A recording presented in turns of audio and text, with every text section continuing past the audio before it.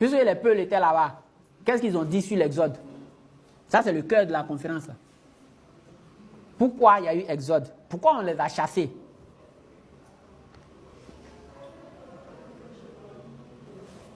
Nous prenons les textes qui ont été mis à disposition par le doyen Ambateba. Le texte est Nedo Djewal, mère la calamité, comme ça que le texte s'appelle. Il dit dans ce texte, les peuples disent, ce conte fut conté pour instruire les peuples, afin qu'ils n'oublient pas les événements lointains qui ont causé la ruine de leurs ancêtres, leur émigration et leur dispersion à travers les contrées, afin qu'ils connaissent leur pays d'origine en ce monde, même s'ils ne peuvent le situer dans l'espace. Bon, on situe, on vient de situer là.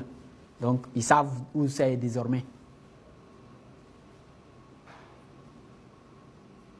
Afin qu'ils sachent pourquoi on les a repoussés, pourquoi ils errent dans tous les lieux, en tout lieu, et sont devenus des campagnes décapeurs, des honnis que l'on installe en bordure des villages. C'est les peuples eux-mêmes qui disent ça. Le conte là a été fait pour ça, pour rappeler les événements qui ont provoqué la ruine des peuples.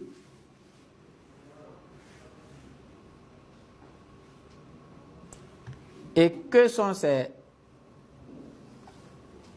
éléments?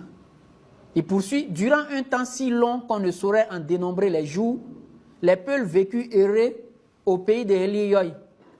Mais à la longue, ils se rassasiaient tant de ce bonheur qu'ils en devinrent orgueilleux et se perdirent eux-mêmes. Voilà les peuples. Les peuples n'ont pas pointé le doigt avec quelqu'un d'autre. Ils disent que ce sont eux-mêmes qui se sont perdus à cause de l'orgueil par rapport à la situation qui était la leur. Trop de bonheur pendant trop longtemps. Ils en vinrent à se conduire de très mauvaises manières. Ça, c'est un texte peul qu'on utilise dans l'initiation des peuls. Eux, ils n'ont pas dit c'est quelqu'un d'autre. Ils disent à eux-mêmes, ils se sont comportés de très mauvaises manières. Qui se sont perdus eux-mêmes. Vous étiez au paradis. Bon, nous tous, on était au paradis là-bas. Bon, nous, on ne nous a pas chassés. Nous, on est venus nous-mêmes. Comme il y avait la guerre, tout cela, on a dit, bon, le paradis est gâté maintenant, il n'y a plus de bonnes choses. Allons devant là-bas.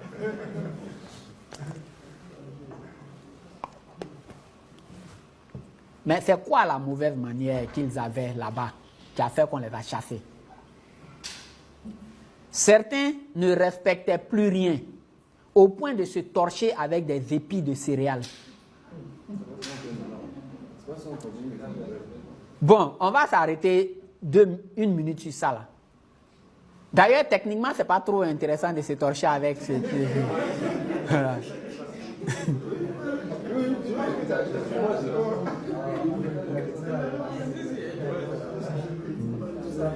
Mais qu'est-ce qu'il y a derrière? Céréales là, c'est Osiris. Ça veut dire que c'est une profanation grave. C'est ça que ça veut dire. Il n'a pas besoin de l'épi pour se torcher réellement. Mais comme il veut profaner de façon impardonnable, c'est pour ça qu'il fait ça. Parce qu'en Égypte, on sait que Osiris est la voûte, la clé. Donc tu ne peux pas. Les céréales là, le truc de céréales là, c'est Osiris lui-même. Naporo. C'est pour ça qu'ils ont fait ça. Il poursuit. Des femmes s'égayaient avec des animaux mâles. D'autres, délaissant l'eau, se baignaient dans du lait. Oui. Elles s'en servaient même pour laver leur linge et faire la toilette de leurs enfants. C'est ça qu'on appelle la démesure, l'oubris. Quand tu exagères trop. Parfois, l'envie les prenant, elles sortaient nues dans la rue, balançant leurs croupes pour bien montrer leurs avantages.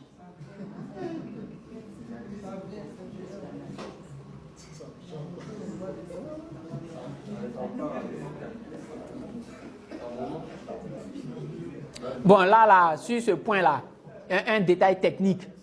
Les gens qui sont assis en Égypte là-bas, qui disent on a volé leur culture et autres là, eux, elles ont avantage pour montrer en passant. Non, il faut dire. Est-ce qu'elles ont avantage pour montrer ça là? Elles peuvent faire ça et puis ça va devenir une transgression? Non, pour elles là, ça ne va pas être transgression. Donc on sait que ce n'est pas d'elles qu'il s'agit. Voilà. Pour nous, c'est transgression. Parce qu'on sait.